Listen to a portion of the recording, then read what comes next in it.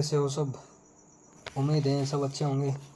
और हम लोगों ने आदिकाल की शुरुआत करी थी, और वो भी हमने कैसे शुरुआत करी थी, क्वेश्चन के फॉर्मेट में शुरू करी थी कि क्वेश्चन कैसे आते हैं, हमें क्वेश्चन ही करना है। तो काफ़ी जनों ने कहा कि सर आप लिखवा के ना करके आप इन्हें टाइप ही बता दो तो हमारा टाइम बच जाएगा। तो मैंने सोचा कोई नहीं, आपकी इच्छा है टाइप की तो हम टाइप में ही बता देंगे। तो हमने काफ़ी क्वेश्चनों की बात कर ली, प्रमुख रचनाकार, पहली रचना कौन सी है ना, ऐसी हमने बातें करी थी। अब एक क्वेश्चन आता है कि इतिहास लेखन के पूर्व की कोई रचना नहीं है। क्या था कि इतिहास लेखन जब शुरू हुआ था, इतिहास लेखन परंपरा में जो 4 कवि मुख्य आते थे, हमने बात करी थी थोड़ी बहुत। तो उससे पहले के जो ग्रंथ हैं उनका भी एक क्वेश्चन आता है, तो पूर्व की कौन सी रचना है। तो ये 4-5 दे देंगे, और इनमें से ये जैसे 5 है तो एक दूसरी दे देते हैं, ठीक है, वो नहीं मतलब समझे, मतलब क्वेश्चन आता है इतिहास लेखन के पूर्व की रचना नहीं है, तो जिनमें से 3 तो ये दे देंगे, एक कोई दूसरे दे देंगे, तो फिर वो आपका से उत्तर हो जाएगा। तो इतिहास लेखन के पूर्व की रचना, क्योंकि गारसादा तासी ने इतिहास लेखन शुरू किया था, हमने पढ़ा था किसने किया था, गारसादा तासी ने शुरू किया था, ठीक है। तब इन्होंने शुरू किया था तो इनसे पहले कुछ तो ग्रंथ होंगे, ऐसे तो इन्होंने शुरू किया नहीं, क्योंकि ये फ्रेंच विद्वान थे। कौन से विद्वान थे ये, फ्रेंच विद्वान थे। तो इनको तो पता नहीं है भाई कबीरदास कौन है, सूरदास कौन है, तो इन्होंने भी किसी न किसी ग्रंथ का सहारा लिया होगा। तो वो हम पढ़ेंगे कि इतिहास लेखन की पूर्व की जो रचनाएं हैं तो कौन कौन सी। देखो आप, एक तो गोकुलनाथ है, गोकुलनाथ की 2 रचनाएं हैं, 84 वैष्णव की वार्ता और 252 वैष्णव की वार्ता, ठीक है। एक कालिदास त्रिवेदी की कालिदास हजारा है, कालिदास त्रिवेदी की कौन सी, कालिदास हजारा। और एक नाभादास है, इनकी रचना है भक्तमाल, ये भी इतिहास लेखन की पूर्व रचना मानी जाती है। और भक्तमाल के बारे में आपको ध्यान रखना है, इसके अंदर की चीज़ें, जैसे इसमें 200 भक्त कवियों के बारे में वर्णन है, और 216 छंदों में भक्तमाल लिखी गई है। ये दोनों चीज़ें ध्यान रखनी, दोनों इंपॉर्टेंट है। और इसकी टीका भी पूछी जाती है कि इसकी टीका किसने लिखी थी, वो हम आगे बात करेंगे। रस प्रबोधिनी नाम से लिखी थी, आप कमेंट करके बताना किसने लिखी है, ठीक है। फिर ध्रुवदास, इन्होंने भक्त नामावली लिखी, ये भी इतिहास लेखन के पूर्व की रचना है। फिर तुलसीराम ने क्या लिखी, कविमाला। तो ये आपको ये 5 ग्रंथ ध्यान रखना है, ये 5 ग्रंथ इंपॉर्टेंट है। कैसे पूछा जाएगा कि निम्न में से इतिहास लेखन के पूर्व की रचना नहीं है, तो आपको ये 5 लेखकों के नाम याद रख लेना है। इनसे बाहर आपके क्वेश्चन नहीं आएगा, अगर इससे बाहर आएगा तो कहीं से भी नहीं होगा, ठीक है। तो अब हम शुरू करेंगे। अगला क्वेश्चन आता है इतिहास लेखन परंपरा का, कौन सा आता है, इतिहास लेखन परंपरा का, इतिहास लेखन परंपरा। तो इतिहास लेखन परंपरा में मुख्यतः 4 कवि हैं, ठीक है, उनके बारे में आपको ध्यान रखना है। गारसादा तासी हो गया, फिर शिव सिंह सेंगर हो गए, फिर कौन हो गए, मिश्र बंधु हो गए, फिर एक और बचते हैं कौन से, गिरियसन। तो इन 4 के बारे में हम देखेंगे। आप मुझे बताना ये तरीका सही है या जो मैंने पहले वीडियो बनाया था लिख लिख के वो सही है, जो आपको अच्छा लगे उसके हिसाब से हम देख लेंगे, ठीक है। तो अगला क्वेश्चन आता है इतिहास लेखन परंपरा का, ठीक है। तो इतिहास लेखन परंपरा की हम देखते हैं, जो एग्ज़ाम में आता है हम उनकी बात करेंगे, ठीक है ना, बाकी बातें नहीं करेंगे, क्योंकि मैंने कंटेंट सारा टाइप किया था जब तैयारी करी थी ना फर्स्ट ग्रेड की, तो उस टाइम। तो इतिहास लेखन परंपरा, परंपरा में देखो सबसे पहले आते हैं गारसादा तासी, यहाँ से क्वेश्चन आता है। देखो पढ़ने के लिए खूब सारी चीज़ें हैं, हमें वही पढ़ना है जो परीक्षा में आता है, क्योंकि हमें एग्ज़ाम क्लियर करना है, ठीक है। तो गारसादा तासी, सबसे पहले गारसादा तासी, इतिहास लेखन परंपरा की शुरुआत इन्हीं से होती है। और इससे पहले मैं आपको बता दूं, इतिहास लेखन जो शुरू हुआ था ना, 2 तो ऐसे थे जिन्होंने वर्णानुक्रम से लिखा था, कैसे लिखा था, वर्णानुक्रम से। और 2 ऐसे थे जिन्होंने कालानुक्रम से लिखा था, कालानुक्रम, ठीक है। वर्णानुक्रम और कालानुक्रम, ये दोनों ध्यान रखना है। वर्णानुक्रम पद्धति किसने अपनाई थी, एक तो ये तोसी है, गौरसदा तोसी, और एक थे कौन, तो गारसादा तोसी के बाद शिव सिंह सेंगर, इन्होंने तो वर्णानुक्रम पद्धति अपनाई थी। वर्णानुक्रम कैसे, जैसे के से कबीर का नाम आता है तो के से केदारनाथ अग्रवाल का भी नाम आता है, इन्होंने कबीर के बाद केदारनाथ अग्रवाल का नाम दे दिया। तो इससे तो भाई साहित्य बिगड़ जाएगा ना, एक भक्ति काल का कवि हो गया, एक आधुनिक काल का हो गया, ऐसे नहीं चलेगा। तो बाद में क्या हुआ, जो बाद के लेखक हुए ना, उन्होंने वर्णानुक्रम पद्धति ना अपना के कौन सी पद्धति अपनाई, कालानुक्रम। इतिहास कालानुक्रम में लिखा, मतलब पहले कबीरदास का मान लो जन्म 1398 हुआ, तो ठीक है, 1398 के बाद 99 में किसका हुआ, उनको लिया है, ठीक है। ऐसे धीरे धीरे करके बढ़ा आगे। तो केदारनाथ अग्रवाल अगर ऐसे लेते हैं तो यहाँ आधुनिक काल में बैठते हैं, ठीक है। तो ये प्रगतिवादी कवि है और ये भक्तिकालीन कवि है। तो ये चीज़ें मिस्टेक हो रही थी इसमें वर्णानुक्रम में। तो मिश्र बंधु और गिरीशन ने कालानुक्रम में साहित्य इतिहास लिखा था। तो अब हम बात करते हैं इनमें जो चीज़ें पूछी जाती हैं, क्योंकि हमें जो काम की चीज़ें वही देखनी है, एक्स्ट्रा चीज़ें एक भी नहीं देखेंगे, ठीक है। अगर आपको ये चीज़ें अच्छी लग रही है तो अपने दोस्तों के साथ इन्हें शेयर ज़रूर करें, ठीक है। तो करो तो अच्छी बात, नहीं तो कोई बात नहीं। आगे बढ़ते हैं हम। तो सबसे पहले तो आपको ध्यान रखना है गार्थ तसी के ग्रंथ का नाम वेरी वेरी इंपॉर्टेंट है, ये नाम याद नहीं रहता है, ठीक है। क्या नाम है? इस्तवार दा लिटरेच्यूर एंदुई हिंदुस्तानी, एंदुई हिंदुस्तानी, ये पूरा नाम याद रखना है। डिटो ऐसे ही क्वेश्चन आता है कि ये ग्रंथ किसका है, ठीक है। तो सबसे पहले आपको ये आना चाहिए, द इस्तवार द ला लिटरेच्यूर एंदुई हिंदुस्तानी। अब मैं आपसे एक क्वेश्चन पूछूंगा, एंदुई का अर्थ क्या है और हिंदुस्तानी का अर्थ क्या है। मैं बता दूं, एक का अर्थ हिंदुस्तान मतलब हिंदी है, एक का उर्दू है। अब आप बताओगे किसका अर्थ उर्दू है, किसका अर्थ हिंदी है, ये आपको कमेंट करके बताना है, ठीक है। ये ग्रंथ हो गया गार्थ दातासी का।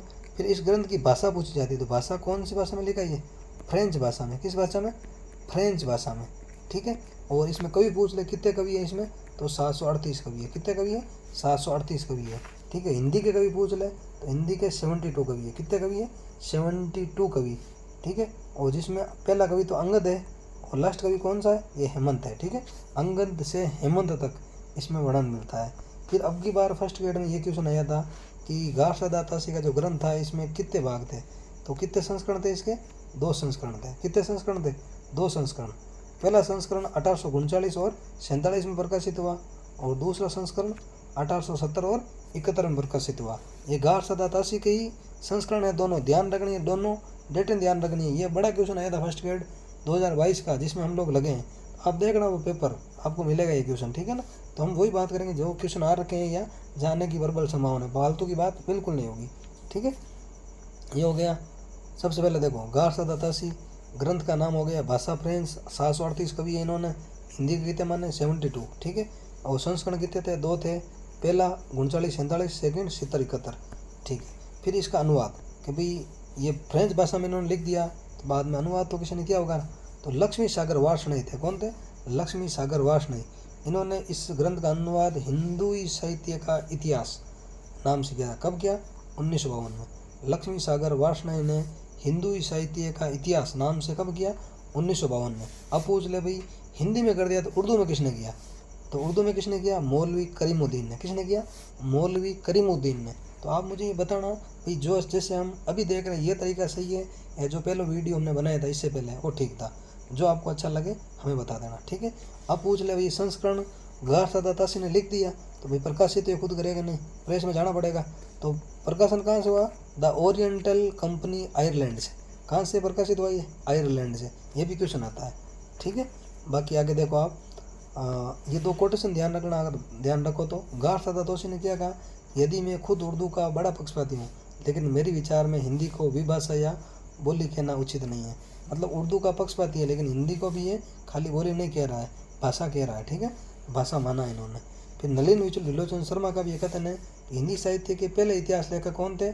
गार्थ दातासी थे। ये क्या है? निर्विवाद है। तो ये कथन वाले क्वेश्चन आते हैं, यही से हो जाएंगे। दोनों कथन आपको ध्यान रखना है, ठीक है। पहला तो हो गई इतिहास लेखन परंपरा में अपने गार्थ दातासी। अब शिव सिंह सेंगर, दूसरे शिव सिंह सेंगर, इन्होंने भी कौन सी पद्धति अपनाई? कालानुक्रम, ठीक है। कालानुक्रम। शिव सिंह सेंगर और गार्थ दातासी दोनों ने कालानुक्रम पद्धति अपनाई है, ध्यान रखना। तो शिव सिंह सरोज, इनके ग्रंथ का क्या नाम है? शिव सिंह सरोज, जिसका प्रकाशन कब हुआ? 1883 में। कब हुआ? 1883 में। ग्रंथ का नाम शिव सिंह सरोज। पूछा जाता है शुक्ल ने कब माना इनका प्रकाशन? तो 1833 में। 50 साल का गैप आ रहा है। ऐसे ही पूछ ले कि शिव सिंह सरोज कब लिखा गया, तो आपको 1883 बताना है। अगर शुक्ल का रेफरेंस देके पूछ ले तब आपको 1833 करना है, ठीक है। और आधार कौन से ग्रंथ को बनाया इन्होंने? भाई शिव सिंह सेंगर ने रचना लिखी तो आधार कविमाला को। किसको बनाया? कविमाला को। अब मैं आपसे पूछूं कविमाला किसकी रचना है? अभी हमने बात करी थी, तो कविमाला किसकी है? तुलसी राम की। किसकी है? तुलसी राम की, ठीक है। आगे इस बार इसके बारे में कोई फैक्ट देखना है तो भारतीय द्वारा लिखा गया कोई प्रथम ग्रंथ पूछ ले तो कौन सा है? ये शिव सिंह सरोज, ठीक है। ये किस भाषा में लिखा गया? हिंदी भाषा में। और गार्थ दातासी ने लिखा किस भाषा में?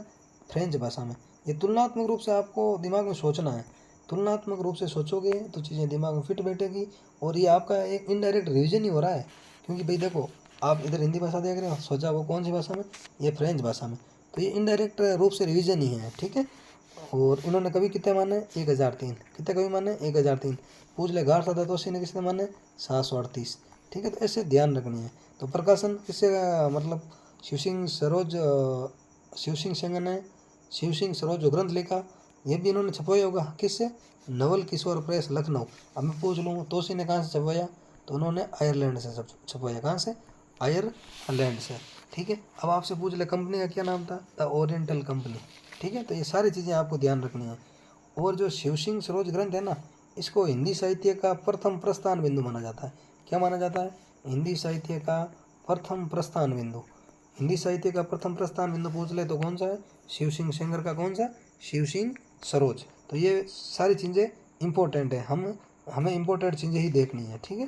फिर आगे देखो, फिर ग्रीयेशन, दो हो गया, कालानुक्रम वाला नहीं वर्णानुक्रम वाला। अब तीसरा है कालानुक्रम वाला, ठीक है। तो कालानुक्रम वाला पहला है ग्रीयेशन। कौन है, ग्रीयेशन। तो ग्रीयेशन ने कौन सा ग्रंथ लिखा था, the modern vernacular literature of Hindustan. कौन सा लिखा, the modern vernacular of Hindustan, ठीक है। तो ये वर्नाक्यूलर किसके लिए प्रयुक्त किया इन्होंने ये शब्द, ये भी आपको ध्यान रखना है, ठीक है। कैसे ध्यान रखना है, वो तो देखो आपने पढ़ा होगा, इतना तो आपको पता होगा वर्नाक्यूलर का मतलब क्या है, ठीक है। तो सारी चीज़ें की बातें हम नहीं करेंगे, कई चीज़ें इंपॉर्टेंट हैं उनकी बातें हम करेंगे, ठीक है। ये हो गया। फिर आपको ध्यान रखना है भाई इसका अनुवाद किसने किया, तो किशोरीलाल गुप्त ने किया था। ग्रीयेशन, देखो अनुवाद उनका ही हो रहा है। ये ग्रीयेशन कहाँ का बंदा है, बाहर का बंदा है। गार सदा तासी कहाँ का बंदा था, बाहर का था, तो हिंदी अनुवाद करना पड़ा। तो ये भी बाहर का है, तो इसका भी अनुवाद करना पड़ेगा ना। तो अनुवाद किसने किया, किशोरीलाल गुप्त ने हिंदी साहित्य का प्रथम इतिहास नाम से। कब किया, 1952। अब मैं पूछूँ, गार सदा तासी का ग्रंथ था जिसका हिंदी अनुवाद किसने किया, लक्ष्मी सागर वार्ष्णेय ने। किसने किया, लक्ष्मी सागर वार्ष्णेय ने। पूछ लूँ कब किया, तो 1952, इससे 5 साल पहले किया था। तो ये चीज़ें आपको ऐसे रिवाइज करनी है। कहते हैं ना, रिवीजन ही डिवीजन है। जितना रिवीजन करोगे उतना अच्छा डिवीजन मिलेगा, ठीक है। आगे देखो, और इसके ग्रंथ के बारे में और क्या ध्यान रखना है, कवि कितने हैं, 952। अब पूछ ले गार सदत्तोषी ने कितने माने, 738। कितने माने, 738। हमें पूछो शिव सिंह सेंगर ने कितने माने बताओ, तो 1003। कितने माने, 1003। तो इन्होंने कितने माने, 952। ग्रीयेशन ने कितने माने, 952, ठीक है। और ये प्रकाशित कहाँ से हुआ पूछ लूँ मैं, द रॉयल एशियाटिक सोसाइटी का जो विशेषांक निकलता है 1888 में, वहाँ पर ये प्रकाशित हुआ। कौन सा ग्रंथ, the modern vernacular literature, the modern vernacular literature of Hindustan, है ना, ऐसे है ना, ठीक है। आगे देखो, और ये ग्रंथ ऐसा है जिसमें पहली बार काल विभाजन हुआ है। पूछ ले फर्स्ट बार काल विभाजन किसने किया, तो ग्रीयेशन ने किया। किस ग्रंथ में किया, the modern vernacular of Hindustan में, ठीक है। ये सारी चीज़ें ध्यान रखनी है। ये देखो इंपॉर्टेंट, इस जो मैं बता रहा हूँ ये सारी चीज़ें इंपॉर्टेंट है, ठीक है। बाकी सारी चीज़ें आप नहीं देखो कोई बात नहीं है, कई गौण चीज़ें हैं। तो मैंने सोचा पहले वो वीडियो बनाया था ना कि भाई मैं ऐसे लिख के बता दूँ, तो लिखूँगा तो टाइम लगेगा, आपके भी काम आ जाएगा, तो मैंने उस पर्पज़ से बताया था। बाकी मेरे नोट्स तो मेरे पास सारे टाइप है, कोई दिक्कत वाली बात नहीं, क्योंकि मैं जब तैयारी कर रहा था तो मैंने ये सारे टाइप कर लिए थे, पढ़ते पढ़ते नोट्स बना लिए नोट्स रूप में, और क्वेश्चन यहीं से आते हैं। असिस्टेंट प्रोफेसर तक का एग्ज़ाम आप इन नोट्स से निकाल सकते हो, इतना मैं दावे के साथ कह सकता हूँ। और बाकी तो आप जानो, मेहनत आपको करनी है, ठीक है। ये हो गया ग्रीयेशन। ग्रीयेशन के बाद आता है मिश्र बंधु। कौन आता है, मिश्र बंधु। मिश्र बंधु, इनकी रचना कौन सी है, मिश्र बंधु विनोद। कौन सी रचना है, मिश्र बंधु विनोद। इसके भाग कितने पूछ ले, तो 4 भाग है, ठीक है। भाग कितने हैं, 4 भाग हैं। और खंड कितने हैं पूछ ले, तो 3 खंड, नहीं भाग या खंड तो 4 ही है, ठीक है। तो 3 खंडों का प्रकाशन तो 1913 में हुआ, और चौथे खंड का प्रकाशन कब हुआ, 1934 में। ये क्वेश्चन भी आ रखा है कि मिश्र बंधु की रचना जो मिश्र बंधु विनोद है, इसके भाग कितने हैं, 3 खंडों का प्रकाशन कब हुआ, 1913। चौथे का कब हुआ, 1934। इसमें कवि कितने माने इन्होंने, 4591। अब मैं पूछूँ, तोशी ने 738, ठीक है। तोशी के बाद कौन थे, शिव सिंह सेंगर, उन्होंने कितने माने, 1003। फिर हमने कौन पढ़ा, ग्रीयेशन, उन्होंने कितने माने, 952। और इसके बाद किसे पढ़ा, मिश्र बंधु, इन्होंने कितने माने, 4591। तब ये डाटा है। अब ये चीज़ें आपको साथ ही साथ रिवाइज करनी है। तो रिवाइज करोगे तो ही आपको अच्छा रिजल्ट मिलेगा, तो रिवीजन करते रहना है। ऐसे साथ ही करना है, ठीक है ना। हो गया ये। और पूछ ले मिश्र बंधुओं का प्रिय कवि कौन सा था, तो प्रिय कवि इनका था देव। कौन सा था, देव इनका प्रिय कवि था, ठीक है। और इन्होंने तुलनात्मक वर्णन शुरू सबसे पहले किसने किया, पूछ ले अंक देकर, तो मिश्र बंधुओं ने किया। किसने किया, मिश्र बंधुओं ने। ये चीज़ें आपके काम की है। और एक ही ध्यान रखो तक लो, वैसे हम ये नाथ साहित्य में पढ़ लेंगे कि फर्स्ट गद्यकार मिश्र बंधुओं ने किसे माना, गोरखनाथ को। देखो जो चीज़ें मैंने लिखी है ना, ये सारे क्वेश्चन कहीं ना कहीं आए हुए हैं, लेकिन ऐसे मैंने कुछ भी नहीं लिखा है, ये सारी चीज़ें कहीं ना कहीं पूछी गई हैं। तो ये चीज़ें आपको ध्यान रखनी है, ठीक है। अब आगे बढ़ते हैं। हिंदी नवरत्न, ये भी मिश्र बंधुओं ने लिखा था, ठीक है। हिंदी नवरत्न 1910 में। और अपभ्रंश को हिंदी साहित्य में शामिल किसने किया, पूछ ले, तो भी ये भी मिश्र बंधुओं का सही उत्तर होगा। पूछ ले प्रथम बार एक काल को 2 उप विभागों में किसने बांटा, तो ये भी मिश्र बंधु ने बांटा था। कैसे, वो आपने मिश्र बंधु का काल विभाजन पढ़ा होगा, प्रारंभिक काल, उत्तरारंभिक काल, माध्यमिक काल, उत्तर माध्यमिक काल। तो 2 उप विभागों में एक काल को किसने बांटा, पूछ ले, तो मिश्र बंधु ने। पूछ ले एक काल को दूसरा नाम किसने दिया, तो अपने शुक्ल जी ने। जैसे आदिकाल को क्या था, क्या कहा शुक्ल जी ने, वीर गाथा काल। क्या कहा था, वीर गाथा काल, ये दूसरा नाम दे दिया इन्होंने, ठीक है। और उप विभागों का क्वेश्चन आ जाए तो इसका उत्तर क्या होगा, मिश्र बंधु, ठीक है। और शुक्ल ने जो मिश्र बंधु विनोद लिखा था ना, इसे बड़ा भारी व्रत संग्रह का, क्या कहा, बड़ा भारी व्रत संग्रह। और मिश्र बंधु को परिश्रमी संकलन करता कहा, किसने, शुक्ल ने कहा। यह भी क्वेश्चन पूछा गया कहीं, ठीक है। और नामवर सिंह ने मिश्र बंधु विनोद को साहित्य पुनरुत्थान की लहर माना है। क्या माना है, साहित्य पुनरुत्थान की लहर माना है। कोई किस रचना को, मिश्र बंधु विनोद को, ठीक है। ये हो गया। और इसके बाद हम थोड़े से और कुछ कवि देख लें जिनकी कुछ रचनाएं पूछी जाती है, ठीक है। वैसे हम क्वेश्चन के हिसाब से बात करेंगे, ये काम की नहीं, बाद में बातें होंगी, ठीक है। तो अगला क्वेश्चन अपना बनता है जैसे देखो इतिहास लेखन परंपरा का हो गया है, 4-5 ध्यान रखनी है आपको। इतिहास लेखन की पूर्व की रचना हो गई। अब आदिकाल के नामकरण का क्वेश्चन बनता है। कौन सा बनता है, आदिकाल के नामकरण का क्वेश्चन। तो नामकरण का क्वेश्चन हम देखेंगे आदिकाल। क्वेश्चन कैसे आता है, निम्न में से किसने कौन सा नामकरण नहीं दिया, मिलान वाला, ठीक है। मिलान वाला क्वेश्चन आता है। हम वही बात करेंगे जहाँ से प्रश्न आते हैं, वेरी वेरी इंपॉर्टेंट बातें होंगी, वही बातें करेंगे, फालतू की बातें बिल्कुल नहीं करेंगे, जो इम्पोर्टेंट है। क्योंकि देखो किताबें आपके पास भी हैं, और जो बंदा तैयारी कर रहा है, जो फॉर्म भरेगा, सबके पास किताबें होंगी। लेकिन क्या होता है, कहते हैं ना, पढ़ने से ज़्यादा क्या छोड़ना है वो इम्पोर्टेंट है, ठीक है। तो हम वही पढ़ेंगे जो एग्ज़ाम में पूछा जाता है। बाकी तो ये नोट्स पढ़े हैं, पूरे नोट्स तो थोड़ी काम के अपने, पूरे नोट्स से क्वेश्चन आएंगे नहीं कभी, तो इतना अपने काम का नहीं है। हम आपसे उनके बारे में बात करेंगे जो क्वेश्चन आएंगे। और एग्ज़ाम से पहले मैं छोटे रूप में वापस रिवाइज करवा दूंगा सारा का सारा, ठीक है। तो अब क्वेश्चन आता है आदिकाल के नामकरण का। आदिकाल को किसने क्या नाम दिया, इंपॉर्टेंट है, ठीक है ना। ये मैंने लिख लिया इतना बड़ा इंपॉर्टेंट, IMP समझ लेना, इसे कहते हैं इंपॉर्टेंट इंग्लिश में। हिंदी में क्या कहते हैं, महत्वपूर्ण। चलो, आदिकाल को सिद्ध सामंत काल पूछ ले, किसने कहा, राहुल शंकरताइन ने। किसने कहा है, राहुल शंकरताइन ने। मैंने राहुल जी लिख लिया ना, राहुल शंकरताइन ने। आदिकाल को संधि चरण काल पूछ ले, तो राम कुमार वर्मा ने कहा। किसने कहा है, राम कुमार वर्मा ने। आदिकाल को आधार काल पूछ ले, तो सुमन राजे तथा मोहन अवस्थी दोनों ने कहा है। आदिकाल को चरण काल किसने कहा, पूछ ले, तो ग्रियर्सन ने। किसने कहा है, ग्रियर्सन ने। किसने कहा है, ग्रियर्सन ने। आदिकाल को प्रारंभिक काल पूछ ले, तो किसने कहा है, मिश्र बंधु ने। कहीं कहीं गणपति चंद्र गुप्त भी आता है, तो ये अगर क्वेश्चन आएगा दोनों साथ में नहीं देंगे, ठीक है, या तो ये आएगा या फिर ये आएगा, ठीक है। आरंभिक काल पूछ ले, तो मिश्र बंधु ने कहा है। क्योंकि देखो अगर हम इनका काल विभाजन देखें ना मिश्र बंधु का, तो प्रारंभिक शब्द मैंने देखा है, आरंभिक मैंने कहीं नहीं देखा। तो मेरे हिसाब से आरंभिक काल आप गणपति चंद्र गुप्त मान लो। लेकिन मैंने, अब आप सोचोगे आपने यहाँ क्यों लिखा है, तो मैंने इसलिए लिखा है क्योंकि ये क्वेश्चन सीधा आ रखा है कि आदिकाल को आरंभिक काल नाम किसने दिया, उत्तर मिश्र बंधु था। तो मैं क्या करूँ बताओ। तो मैंने मिश्र बंधु लिख दिया, ठीक है।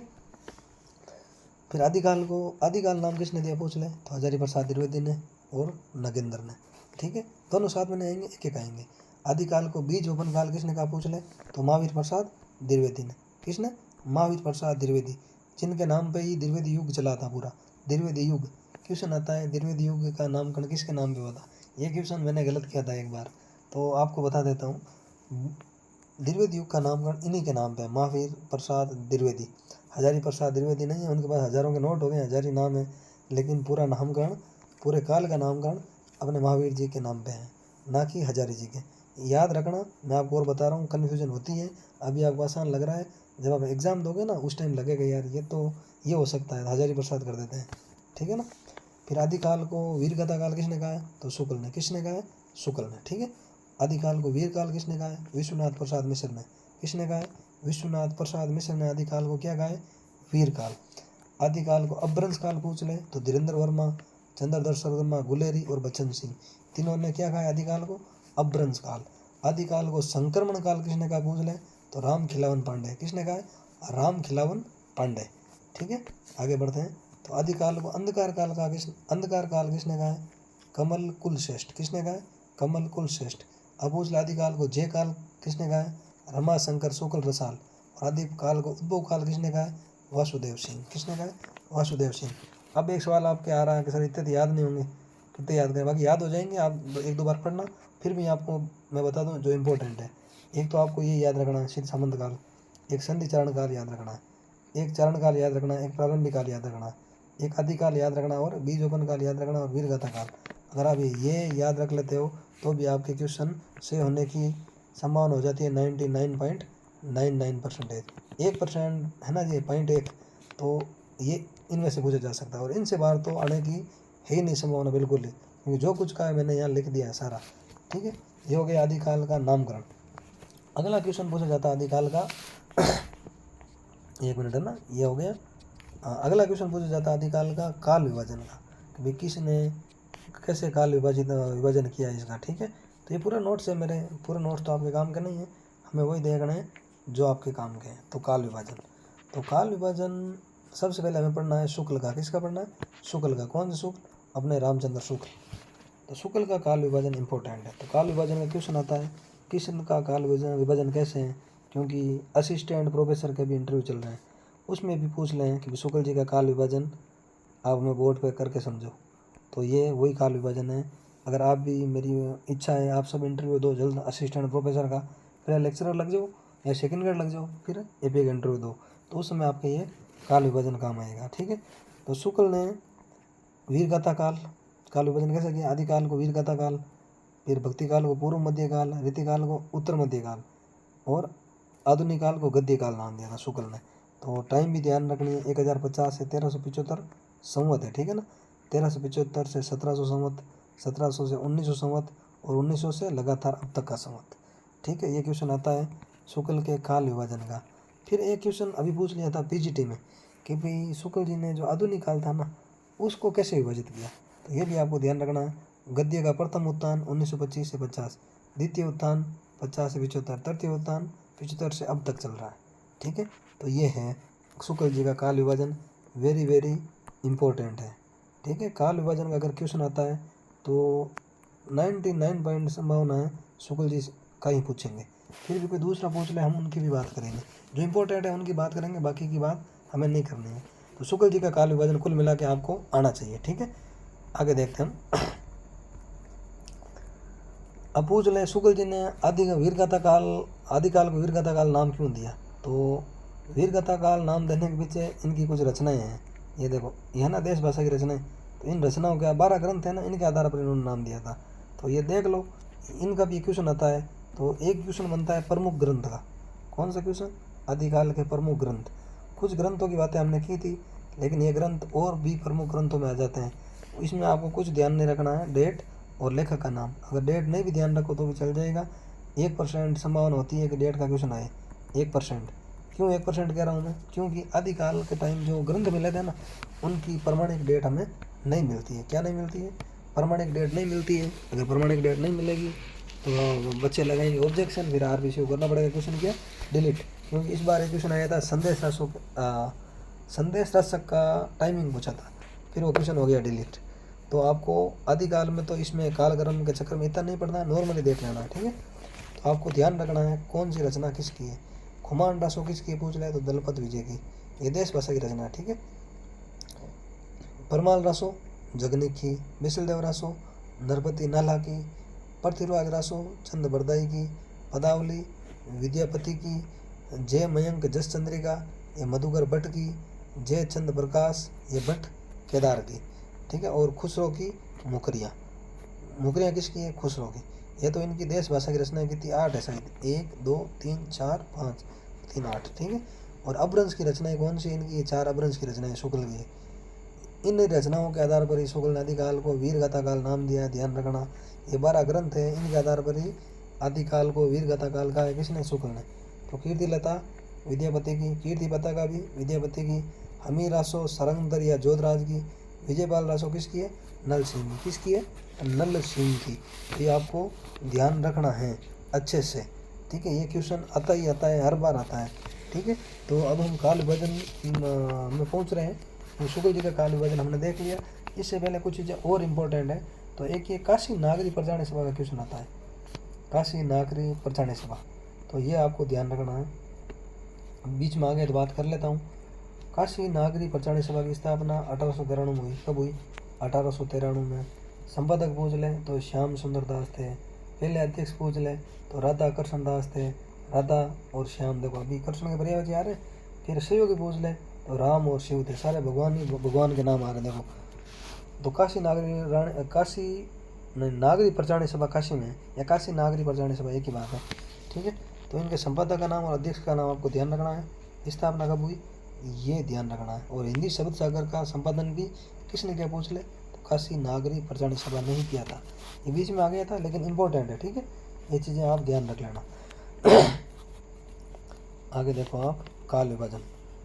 काल विभाजन शुक्ल का हमने देख लिया। एक राम कुमार वर्मा का भी काल विभाजन पूछा जाता है, ठीक है। ये भी आपको ध्यान रखना। राम कुमार वर्मा शुक्ल परंपरा के आलोचक थे। ये शुक्ल जी के आलोचक थे, कौन, राम कुमार वर्मा। पहली बात तो ये ध्यान रखना। और हिंदी साहित्य का आलोचनात्मक इतिहास इन्होंने ग्रंथ लिखा कब, 1938 में। एक ये ग्रंथ है, इनकी हम बात करें। कुछ ग्रंथ है जिनकी कालक्रम पूछा जाता है। जैसे शुक्ल का हो गया वो हिंदी साहित्य का इतिहास 1929, ये आलोचनात्मक इतिहास 1938, नगेंद्र का 1973 में, और गणपति चंद्र गुप्त का 1965 में। ये काफ़ी कुछ ग्रंथ हैं जिनका कालक्रम पूछा जाता है। ज़्यादा नहीं, नॉर्मली 10 ग्रंथ हैं जिनकी हम बात कर लेंगे, ठीक है। जिनका कालक्रम पूछा जाता है उनके कालक्रम आपको याद रखने हैं। एक तो ये हो गया, देखो मैं अभी आपको कुछ तो याद करवा दूँ। हिंदी साहित्य का आलोचनात्मक इतिहास 1938, हिंदी साहित्य का इतिहास शुक्ल जी 1929, हिंदी साहित्य का वैज्ञानिक इतिहास 1965, ठीक है। हिंदी साहित्य का वर्त इतिहास 1973। ये 4 रचना आप याद कर लो, एक क्वेश्चन आपका हो गया, मतलब 2 नंबर पक्के, ठीक है। तो अपनी बात चल रही थी काल विभाजन की। काल विभाजन का क्वेश्चन आता है तो काल विभाजन में आपको क्या देखना है। एक तो शुक्ल जी का देख लिया, एक इनका राम कुमार वर्मा का देखना है। तो इन्होंने आदिकाल को संधि काल नाम दिया था, हमने पढ़ा ही था। तो संधि काल की समय सीमा क्या मानी, 750 से 1000 तक। इसमें क्या मिलता है, सिद्ध और जैन साहित्य मिलता है सिर्फ। फिर चारण काल 1000 से 1375, भक्ति काल 1375 से 1700, रीति काल 1700 से 1900, आधुनिक काल 1900 से लगातार चल रहा है, ठीक है। तो पूछ ले, क्वेश्चन एक बार आ रखा है इसलिए मैंने क्वेश्चन में लिखा है कि राम कुमार वर्मा ने संधि काल के अंतर्गत किन की रचनाएं रखी। तो सिद्धों और जैनों की, नाथों की नहीं रखी थी, ठीक है। नाथों की रचना नहीं रखी थी संधि काल में। तो ये इंपॉर्टेंट क्वेश्चन है, ध्यान रखना, ठीक है। फिर अगला काल विभाजन आप देख लो इनका हजारी प्रसाद द्विवेदी का, ये भी इम्पोर्टेंट है। तो हजारी प्रसाद द्विवेदी का काल विभाजन देखना। इससे पहले कुछ फैक्ट देख लो। इनका प्रिय कवि है कबीर। कौन सा हजारी प्रसाद का प्रिय कवि, कबीर। और इन्होंने कबीर पर एक आलोचना ग्रंथ भी लिखा था, ये आपके काम का है। और इनका मूल नाम था बैजनाथ या व्योमकेश दरवेश, ठीक है। ये थोड़ा आप ध्यान रख लेना। फिर इनकी 3 ये रचना है जिनके क्रम पूछे जाते हैं, ठीक है। थोड़ा ध्यान रख लेना आप। हिंदी साहित्य की भूमिका, हिंदी साहित्य का उद्भव और विकास, हिंदी साहित्य का आदिकाल, इम्पोर्टेंट है। और यहाँ से 100% क्वेश्चन आता है, 101% क्वेश्चन आता है, ठीक है। तो इसलिए मैंने इनको यहीं लिख दिया, ठीक है। हिंदी साहित्य की भूमिका में वो आता ना, मैं जोर देकर कहना चाहता हूँ, अगर इस्लाम नहीं आया होता तो भी भक्ति काल का उदय वैसे ही होता जैसे हुआ है। तो ये किसने कहा है, ये हजारी प्रसाद द्विवेदी ने हिंदी साहित्य की भूमिका में कहा है। और हिंदी साहित्य का उद्भव और विकास, इसमें इन्होंने काल विभाजन किया, जो हम आगे पढ़ेंगे। और अभी हम वही पढ़ रहे हैं, काल विभाजन, क्योंकि काल विभाजन का क्वेश्चन आता है तो काल विभाजन की हम बात कर रहे हैं। एक हिंदी साहित्य का आदिकाल, इनकी 3 रचनाएं जिनका क्रम भी पूछा जाता है। और जोर वाला कथन किसमें, ये भी आ रखा है। तो इसमें है साहित्य की भूमिका में। काल विभाजन किसमें किया, ये भी आ रखा है। तो हिंदी साहित्य का उद्भव में विकास, हिंदी साहित्य का आदिकाल आप ध्यान रख लेना। और इनकी भी डेट ध्यान रख लेना, क्रम वाला क्वेश्चन यहाँ से सेट हो जाता है, ठीक है। फिर देखो काल विभाजन, आदिकाल की समय सीमा हजारी बाबा ने 1000 से 1400 मानी, भक्ति काल 1400 से 1700, रीतिकाल 1700 से 1900, आधुनिक काल 1900 से 1952 तक माना किन्होंने, हजारी प्रसाद द्विवेदी ने। इसके बाद आप देखो नगेंद्र, लास्ट काल विभाजन देखेंगे, इसके बाद हमारे काल विभाजन नहीं काम के। मिश्र बंधु का भी इतना इम्पोर्टेंट नहीं है, फिर भी आप देखो देख लेना, ठीक है। तो नगेंद्र का इतिहास ग्रंथ का नाम क्या था, सबसे पहले आपको ध्यान रखना है, हिंदी साहित्य का वरद इतिहास। तो वरद ये गलत है मुझे पता है, आप टोकना मत है ना, वरद ऐसे होता है। हिंदी साहित्य का वरद इतिहास कब लिखा, 1973 में। ये संपादित ग्रंथ है, ठीक है ना। इसमें खंड कितने हैं, 16 खंड है हिंदी साहित्य के वरद इतिहास में। छठा, 10वां और 14वें का संपादन किसने किया था, नगेंद्र ने। छठे खंड का नाम पूछ ले तो रीतिकाल है, और पहले खंड का नाम पूछा हुआ है हिंदी साहित्य की पीठिका, राजबली पांडे ने लिखा। और 16वां खंड राहुल शंकरतायन और कृष्णदेव उपाध्याय, ठीक है, राहुल शंकरतायन और कृष्णदेव उपाध्याय ने लिखा है 16वां खंड। और पहला किसने लिखा है, राजबली पांडे। ये सारे क्वेश्चन कहीं ना कहीं आ रखे हैं, कहाँ आ रखे हैं पूछो तो, पीजीटी में, नेट में, और सेकंड ग्रेड फर्स्ट ग्रेड जो भी पेपर हो रखे हैं ना, कहीं ना कहीं क्वेश्चन आ रखे हैं। ये क्वेश्चन शायद इसमें आ रखा है सेकंड ग्रेड में, और ये तो आता ही रहता है, सब जगह आ जाता है ये तो। और ये क्वेश्चन शायद फर्स्ट ग्रेड में आया था, नहीं फर्स्ट ग्रेड नहीं, असिस्टेंट प्रोफेसर में आया था पहले भाग का नाम। अब क्या पता, अब की बार लास्ट पूछ ले, ये सारी चीज़ें याद रखनी है। फिर इनका काल विभाजन इंपॉर्टेंट है जो बड़ा है। तो नगेंद्र ने आदिकाल की समय सीमा मानी 7वीं से 14वीं सदी, भक्तिकाल 14वीं से 17वीं सदी, रीतिकाल 17वीं से 19वीं, और आधुनिक काल 19वीं से लगातार। फिर आधुनिक काल को इन्होंने कुछ अलग भागों में बांटा है। जैसे देखो, पुनर्जागरण काल, आधुनिक काल का पहला पार्ट कौन सा है, पुनर्जागरण काल। फिर जन सुधार काल, फिर छायावाद, फिर छायावादोत्तर काल, इसको भी 2 भागों में बांटा है, प्रगति प्रयोग काल, फिर नवलेखन काल। तो ये आपको कालक्रम ध्यान रखना है। वापस देखो, शुक्ल, राम कुमार वर्मा और नगेंद्र, एक हजारी बाबा, हजारी प्रसाद, इनके कालक्रम आपको अनिवार्य रूप से याद होने चाहिए। और प्रबल संभावना होती है कि इनसे क्वेश्चन पूछ लिया जाएगा, इनसे बाहर क्वेश्चन नहीं आता है। अगर इनसे बाहर काल विभाजन का अगर क्वेश्चन आ जाए तो मिश्र बंधु का आ सकता है, किसका, मिश्र बंधु का। इनके अलावा आपको कुछ नहीं देखना है, इससे आपके काल विभाजन वाला क्वेश्चन समझ लो हो गया कंप्लीट, ठीक है। फिर हिंदी साहित्य के प्रसिद्ध इतिहास ग्रंथ हैं, ये तो आपको कहीं भी मिल जाएंगे, इसकी मैं बात नहीं करूँगा, ठीक है। इनका कालक्रम भी रहता है। हिंदी साहित्य की पहली रचना की हमने बात कर ली, ठीक है। हिंदी के पहले कवि, एक ये क्वेश्चन अच्छा क्वेश्चन है कि किसने हिंदी का पहला कवि किसे माना है, तो ये आपको ध्यान रखना है, हिंदी का पहला कवि किसने किसे माना है, ठीक है। एक मिनट, अब हिंदी का पहला कवि किसने किसे माना है, इम्पोर्टेंट क्वेश्चन है, हर बार आता है, और इसको आप वेरी वेरी इंपॉर्टेंट कह सकते हो, ठीक है। और ये ऐसा क्वेश्चन है जिसको आपको एग्जाम से एक दिन पहले पढ़ना चाहिए, क्योंकि किताब पढ़ोगे तो भूल जाते हैं, ठीक है ना। तो राहुल शंकरतायन ने हिंदी का पहला कवि किसे माना है, सरहप्पा को। किसे माना है, सरहप्पा को, ठीक है। शुक्ल ने हिंदी का पहला कवि किसे माना है, मुंज या भोज को। शिव सिंह सेंगर ने हिंदी का पहला कवि किसे माना है, पुष्पदंत को। गणपति चंद्र गुप्त ने हिंदी का पहला कवि किसे माना है, शालिभद्र सूरी को। राम कुमार वर्मा ने हिंदी का पहला कवि किसे माना है, स्वयंभू को, ठीक है। और मिश्र बंधु ने चंद बरदाई को। और बच्चन सिंह ने पहला कवि किसे माना हिंदी का, विद्यापति को। और विद्यापति मतलब फर्स्ट जातीय कवि है, ठीक है ना, फर्स्ट जातीय कवि भी कौन है, विद्यापति।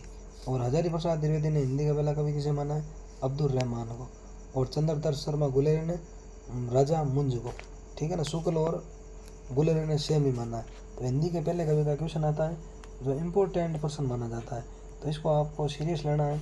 जहाँ मैंने इम्पोर्टेंट बोला है, और वैसे मैं इम्पोर्टेंट ही आपको यहाँ पढ़ाऊँगा, जो चीज़ें इम्पोर्टेंट हैं, जहाँ से क्वेश्चन आने की संभावना 101% रहती है, हम उन्हीं भागों की बात करेंगे। और बाद में अगर ज़्यादा टाइम मिला तो हम हिंदी साहित्य का इतिहास विस्तृत रूप से भी पढ़ लेंगे, लेकिन विस्तृत रूप से क्या करना है, क्वेश्चन आपका यहाँ से हो जाना है, ठीक है। अब हिंदी के पहले कवि का क्वेश्चन हो गया, और अगला क्वेश्चन आता है प्रमुख ग्रंथ। प्रमुख ग्रंथ तो खूब है, ये ग्रंथ आप देख लेना। जैसे हमने बात करी थी ना, वो गणपति चंद्र गुप्त का हिंदी साहित्य का वैज्ञानिक इतिहास हो गया, और रामचंद्र शुक्ल का हिंदी साहित्य का इतिहास हो गया, ठीक है ना। ये सारे ग्रंथ हैं, प्रमुख ग्रंथ ही माने जाते हैं। गणपति चंद्रगुप्त का हिंदी साहित्य का वैज्ञानिक इतिहास हो गया, ठीक है ना। नगेंद्र का हिंदी साहित्य का व्रत इतिहास हो गया। श्याम सुंदर दास का हिंदी कविता माला हो गया। रामनरेश त्रिपाठी की कविता कौमुदी हो गई। और ये सारे ग्रंथ हैं जो प्रमुख ग्रंथ ही है। तो इन चीज़ों को आप खुद देख लेना अपने बेस पे। तो मैं बात उन्हीं टॉपिक की करूँगा जो जहाँ से 100% क्वेश्चन आता है। और फिर भी अगर आपको लगता है कि उन ग्रंथों की बात करनी चाहिए जो प्रमुख ग्रंथ हैं, तो आप मुझे बता देना, उनकी भी हम यहाँ बात क्या कर लेंगे, ठीक है। तो हम अगली क्लास में हम देखेंगे सिद्ध साहित्य। कौन सा साहित्य? सिद्ध साहित्य। और सिद्ध साहित्य, फिर जैन साहित्य, फिर नाथ साहित्य, फिर रासो साहित्य, फिर इनकी विस्तृत इनकी विशेषता देख लेंगे आदिकाल की विशेषता क्या है, ठीक है दोस्तों। अगर आपको ये वीडियो अच्छा लगा, हेल्पफुल लगा, आपको लगता है कि इनसे ये पढ़ के आपका सिलेक्शन हो जाएगा, तो आप इन्हें रेगुलर पढ़ें। और अगर आपको लगता है कुछ नहीं ऐसे बकवास कर रहे हैं अपने व्यूज़ के लिए, तो आप नहीं पढ़ें, ठीक है ना। मुझे व्यूज़ का कोई शौक नहीं है, इच्छा हो तो देखो, अच्छी बात है, नहीं तो कोई बात नहीं।